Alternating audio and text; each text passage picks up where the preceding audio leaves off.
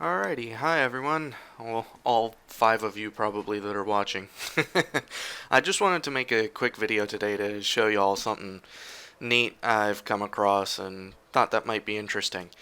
This video doesn't have a script or anything like that, so it's going to be kind of a bit rambly, so I'm sorry about that in advance, but if you see a bunch of cuts or just not directed dialogue, that's why, because I'm not reading anything. So, without further ado, we'll get right into it. So, I've come across this a couple years ago before, but never had the opportunity to do a video about it until now. And I think this is something really neat and niche and kind of cool. So, what am I talking about? I'm talking about oscilloscope music. So, if you haven't heard of that before, it's music that people make that you both listen to and watch at the same time. So I think this is really fun.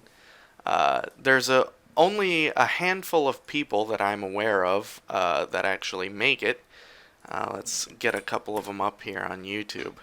There's Chris Allen. You can check out his channel. Here he is. Highly recommend you take a look at some of his stuff. And then there's Jerobeam Fenderson. However you actually say his name correctly. Also very cool. You can see, yeah, he makes all this kind of stuff. So you're probably itching to see what the heck I'm actually talking about now, right? So let's get right to that. So I'll just go ahead and show you a couple neat little examples of what oscilloscope music actually looks like. So here we go. I've got some of their music downloaded. I'll show you some of Jerobeam's stuff first, so we can click on one of the fun ones here. So let's do Shrooms. I like that one. All right, so let's get this open.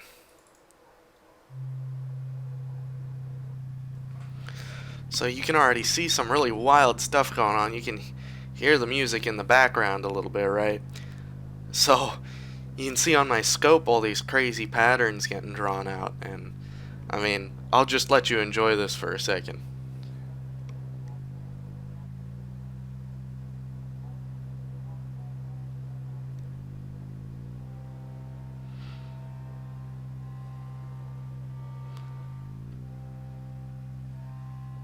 You can ignore the little dots running around. That's just my vectorscope being funny. That shouldn't actually be there, but the patterns you're seeing is all coming from just the sound. This is not a video or anything. I have the audio cables hooked directly into my scope here. You can see I got my left and right inputs just going straight in. So I'll skip into this a little bit. Oh, yeah, look at that. He's drawing shrooms.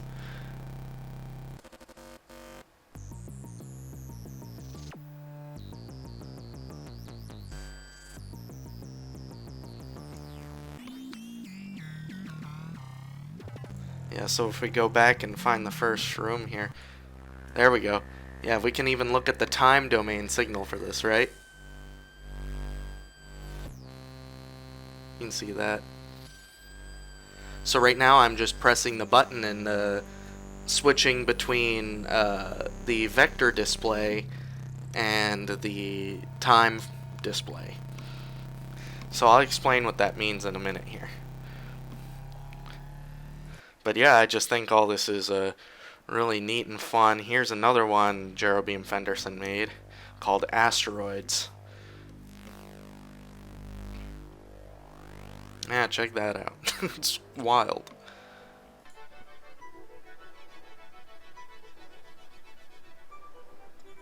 Yeah.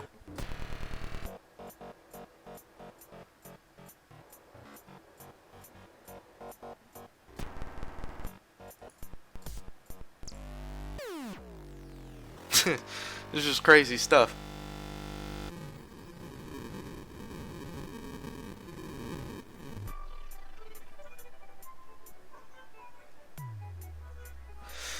Once again, we can take a look at the waveform on this.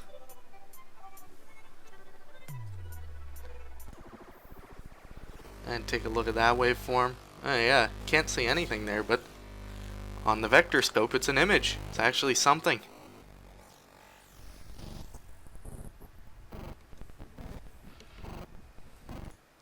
Anyway, here's some music made by Chris Allen. This is also really cool, I think. I adjusted the exposure on my camera there a little bit so you could see the scope just a bit better. But yeah, it's really insane the level of detail you can draw. I think it's really fun and interesting. Apparently they've developed some software to do this, like Oscilloscope Studio and a plugin for Blender to allow you to display 3D models, which, like I said, I just think is really neat. But yeah, you can see he makes this car driving around. Somewhere in here oh yeah, he does the pistons. I think that's awesome.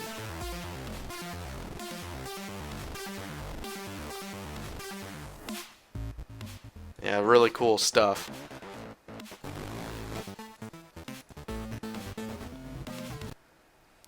Then I'll show you this one, a little bit of this one too, Moon Patrol. I like this one a lot. I'll turn that up a little bit.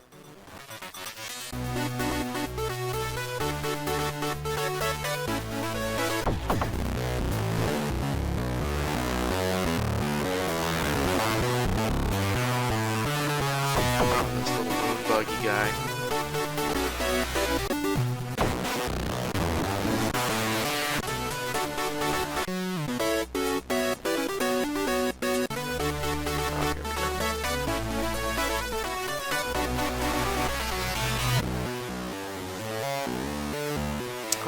That's awesome. Once again, we can take a look at the time view of that, and it's nothing. It's only when you put it in the vector mode that you see stuff. It's awesome. Well, anyway, I think that's just about enough of that. Now we can talk about a little bit about how it actually works, right? Like I showed earlier, you take your stereo output from your computer or your sound card or whatever device, and you plug the left and right channels into the X and Y inputs in an oscilloscope, right? Or more aptly, a vectorscope. So what does a vectorscope actually do?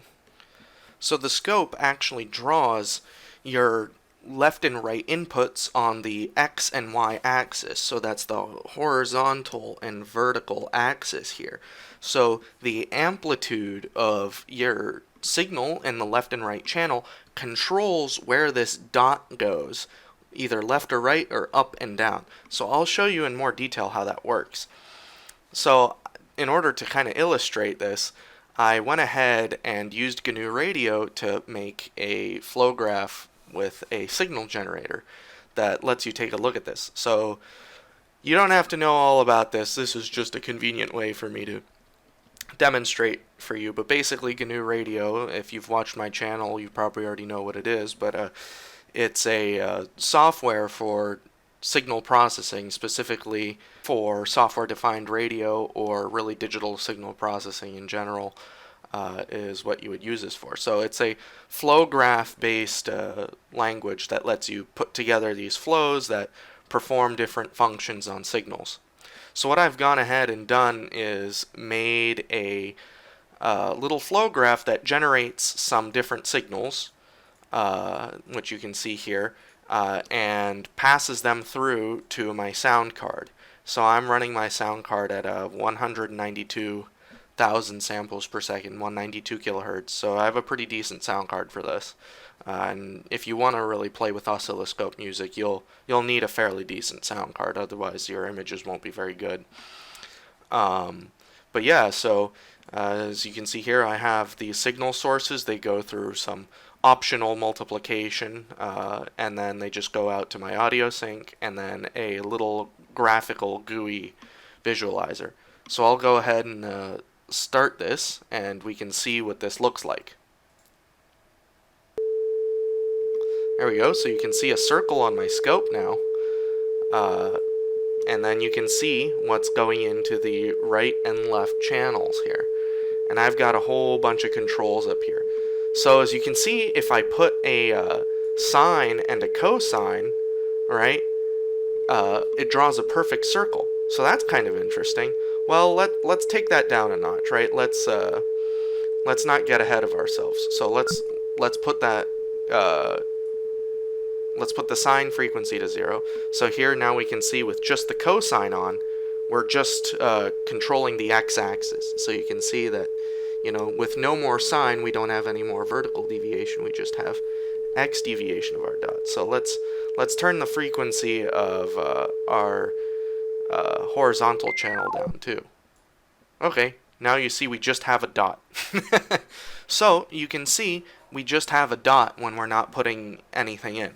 Well, it really should be in the middle, but looks like we have some DC offset, right? So we can actually control that offset. So see, now I've brought the dot back to the middle, and now depending on how I control my offset, I move this dot around the screen.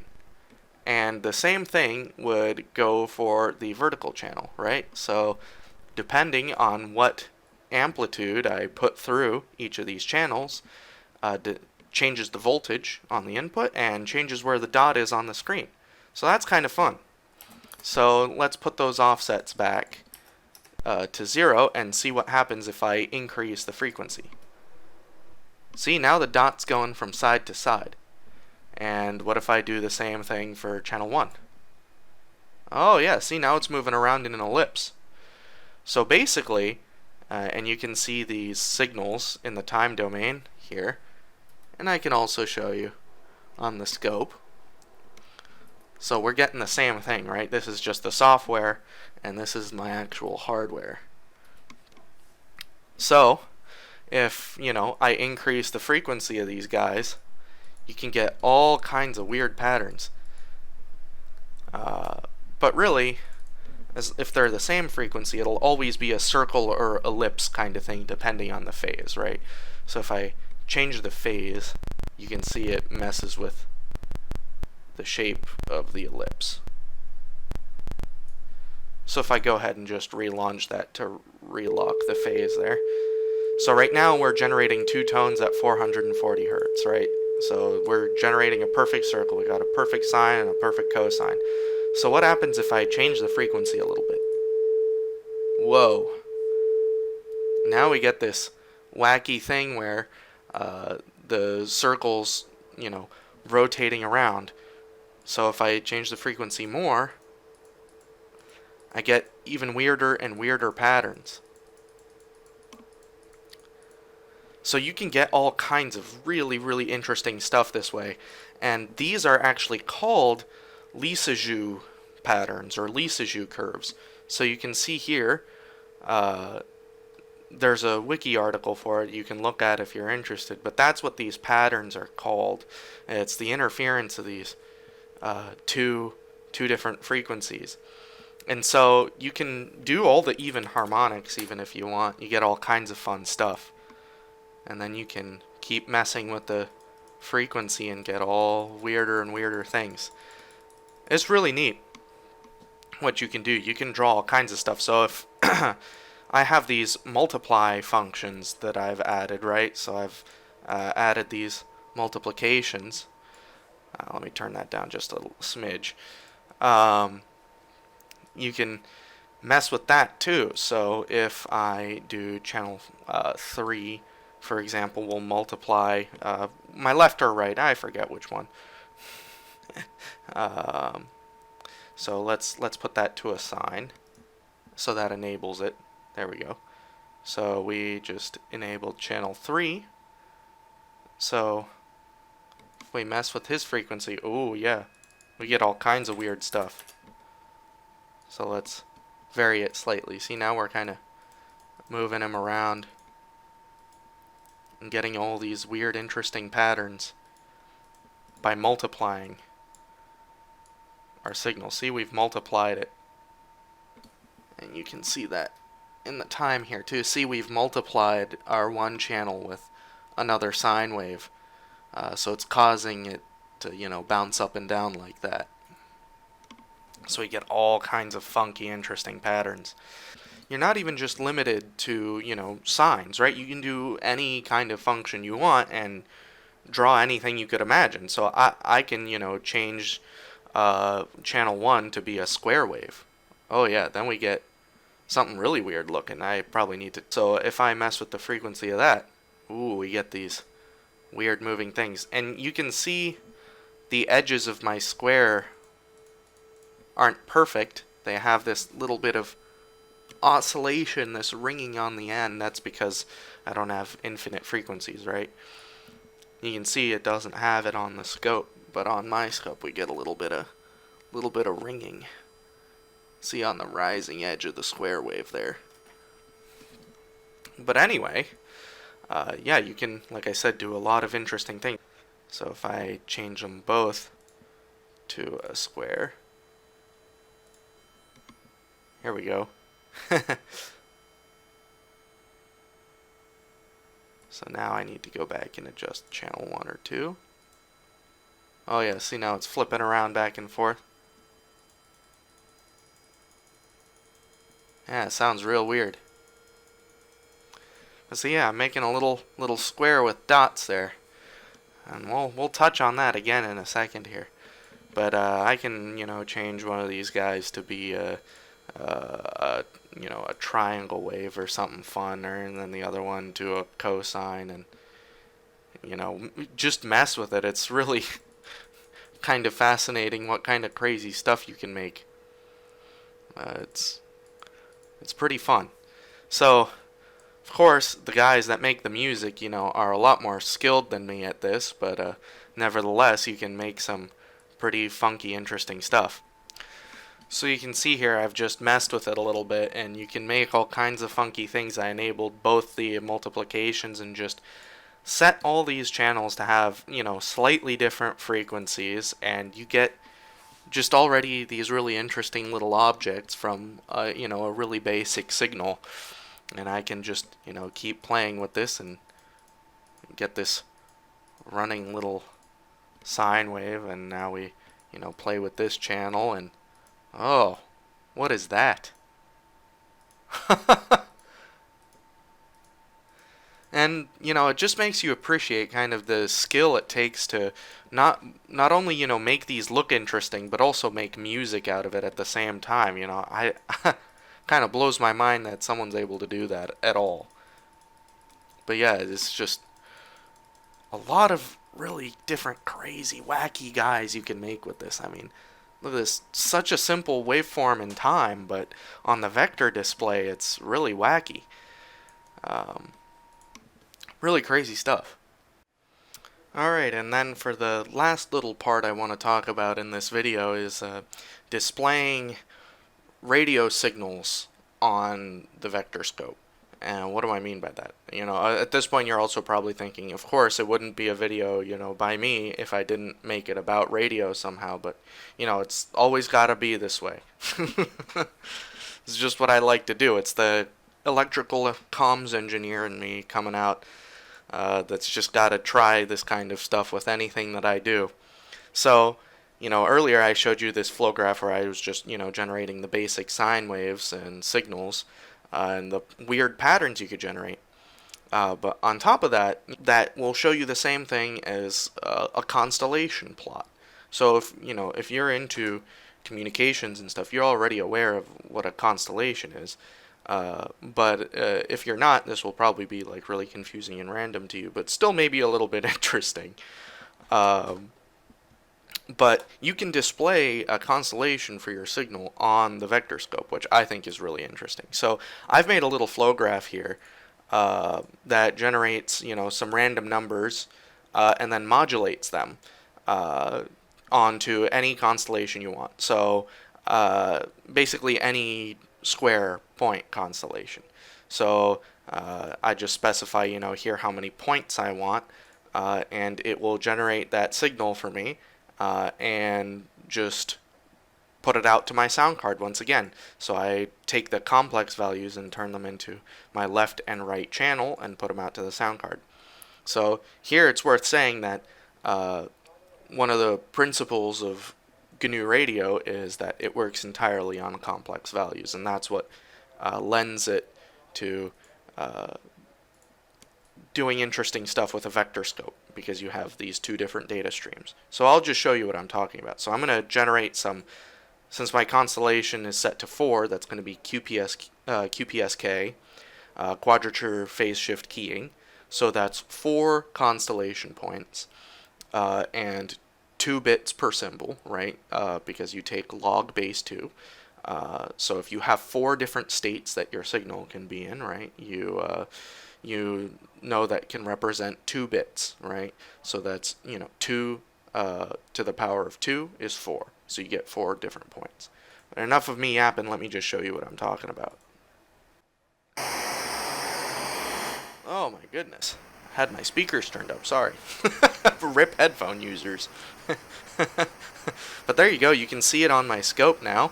And as I increase the number of samples per symbol, there we go, that's more tolerable. Let me turn the white noise down too. There we go. As I increase the number of samples per symbol, you can see that image get a little bit clearer on the display, and as I turn that down, it gets a bit fuzzier. And as I'm doing that, by the way, you can see this little spectrum here change, right? Because I'm essentially oversampling the signal when I increase the sample rate. And here we can take a look at this in time and frequency, right? And so we can see how messing with the didn't want to mess with the sample rate offset. It's not what I wanted. There we go. As I mess with the samples per symbol, yeah, it messes with the bandwidth of the signal, which is interesting. And you can see it messes with the clarity on the scope, because the scope only has, a finite amount of persistence to it. But you can see the I and Q data going through here in the imaginary and real channels. So I think that's neat. So you can see how, one channel is 1 bit, and the second channel represents another bit, right? So you have 1 and 0 here, and 1 and 0, or in this case, plus 1/2, minus 1/2, plus 1/2, minus 1/2 on the screen there. So, and you can see the same constellation here. Okay, I guess I left my filter block there in the flow graph the first time, but here you can see the constellation's now much cleaner, right? You can see the 4 points here, 1, 2, 3, 4, just like you can on the scope, which is interesting. But except here you don't really see the persistence, but on the scope you can actually see the bit transitions, right? So you can see these transitions from 1 to 0 and 0 to 1 across each bit, crossing through the center there, which is interesting. But now we can, simulate what happens if you add a little bit of noise to your signal. Now we can see, our signal looks like a mess, and thus the constellation's much harder to see. And you can see how it becomes much more difficult to make a decision about what bit you're actually receiving, or what symbol you're receiving, and therefore what bits. So that would increase the error rate. And then, of course, we can mess with the carrier frequency offset, right? So we can start adding a little bit there, and we can see that starts to spin my constellation around. And you can see it's messing up my square waves here completely. And it starts turning. So now, you need something to lock your frequency. This is what happens if, your receiver isn't on exactly the same frequency or wavelength as your transmitter. You start to get these offsets, and it's, much harder to decide if it's a 1 or a 0, or what symbol you're receiving. So that's just kind of interesting to look at too. So we can see if I go ahead and, here we go, you can see the time domain display here too. But if I go ahead and, really crank this to something high, oh yeah, you can't see anything on that constellation anymore. But now this actually almost looks like a real RF signal, right? You can see little phase transitions here, but still you're not getting a good binary value out of this. What is this? You have no idea if this is 1 or 0. So you need to, keep your frequency locked so that you can actually tell, what symbol you're trying to get. So now we just have a little bit of residual phase offset. And if we correct that, just about there, right? We get back to something we can see. So, every time I get one of these, it's easier to tell if it's actually 1 or 0 or not.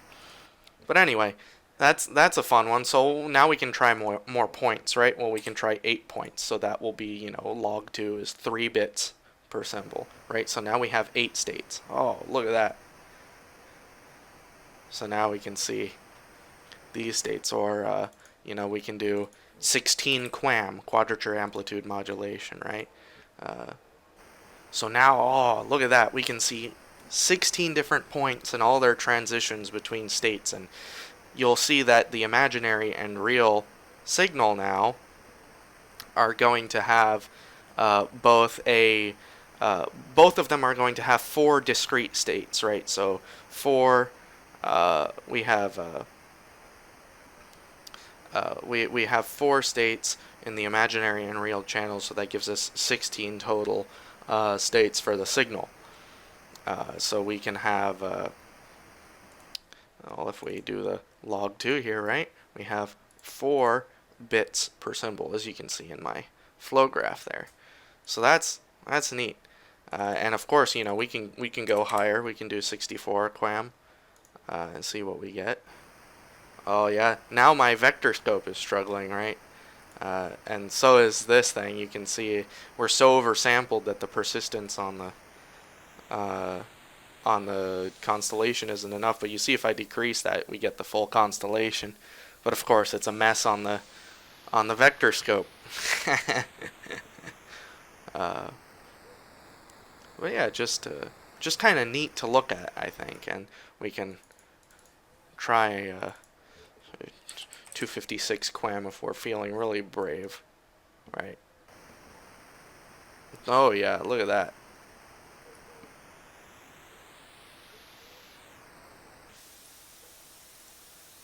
There, we can barely even get a full constellation there. But yeah, I thought that was something neat to show. And if you're interested in a little bit of the math, I'll talk about that right here. If not, you can go ahead and click away from this video. But the basic idea, like I said, is GNU Radio generates signals, as you can see, in complex values, right? So let's see. I guess it doesn't. Oh yeah, here we go. The output type is complex, right? So that's A plus BJ, complex value. So why is that significant? Well, you saw how we have different states in that constellation, right?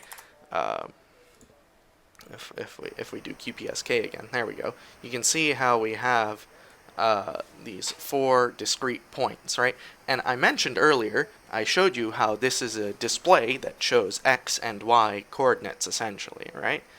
Well, mathematically, complex values are very easy to deal with because you can, thanks to Euler's identity, you can essentially represent, well, even without Euler's identity, you can represent these 2 coordinates as a single complex value, right, with an imaginary component there. So you have your x and y that add up to, represent your z point here. And you can do that with a single number if you use a complex value, right?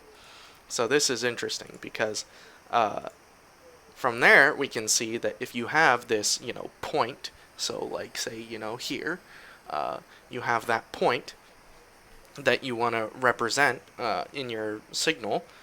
So that's some x and y value. You make it complex, right? So it's, I, square root -1. You can see that's actually equivalent to the magnitude of your point times cosine of phi plus I sine phi. So what does that mean? What's the significance of this? Well, that's showing you that you can represent your complex number as the sum of a sine and an imaginary, a cosine and an imaginary sine. And here you can see Euler's identity, that your magnitude and phase are controlling your sine wave here.